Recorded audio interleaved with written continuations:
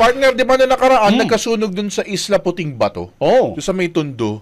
Di ba? Nasunog na naman daw ulit. Meron na naman. Meron na naman panibago mga kabrigada. Kaninang madaling araw daw ho yan. Kumustahin nga ho natin yung sunog ho dyan. Brigada Jigo Boy, Custodio, i-brigada mo. Brigada Live Report.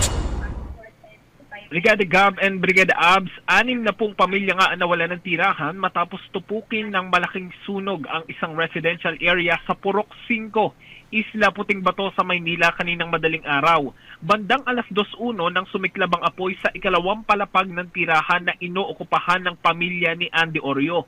Nasa 30 bahay ang naabo.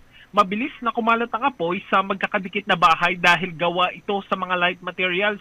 Naging pahirapan naman yung pag-apula dahil sa makitid na daan kaya kinailangan pang butasin yung mga pader dahil nasa dulo itong Purok 5 katabi na ito ng Manila International Container Terminal at gumamit na rin ng fireboats para mabilis na maapula ang sunog.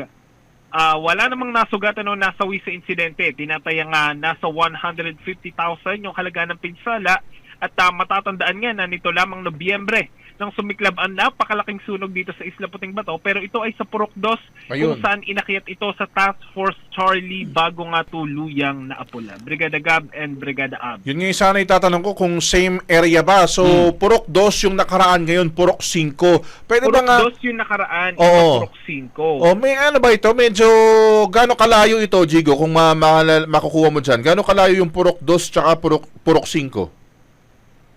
Ito kasing Purok 5, pinakadulo na ito. So medyo malayo din yung pagitan ng Purok 2 at ng Purok 5. Ito kasing Purok 5 kadabi na ito ng Manila International Container Terminal. Kaya nga ang nangyari ay binutasan na ito ng mga residente para doon na mismo sila makalabas.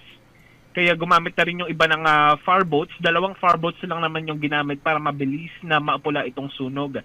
Ito namang mga apektadong mga residente ay pansamantala munang sa may mga bangketa dahil nga kasalukuyan pa rin may mga lamang pa rin yata itong Delpan Evacuation Center dahil ilang pamilya noong Nobyembre yung naapektuhan ng sunog. Kung matatandaan parang nasa 600 pamilya ito nga nagsisiksikan nga sa Delpan Evacuation Center dahil maliit lang naman ito, Brigada Gab and Brigada Abs. Okay. Sige, salamat, Jigo. Maraming salamat in the heart of changing lives. Ito si Brigada Jigo Custodio ng 105.1 Brigada News of Manila, the Music News Authority. Ang bahaging ito ay hatid sa atin ng Guard C Plus with Zinc Capsule. Always protektado ang kalusugan.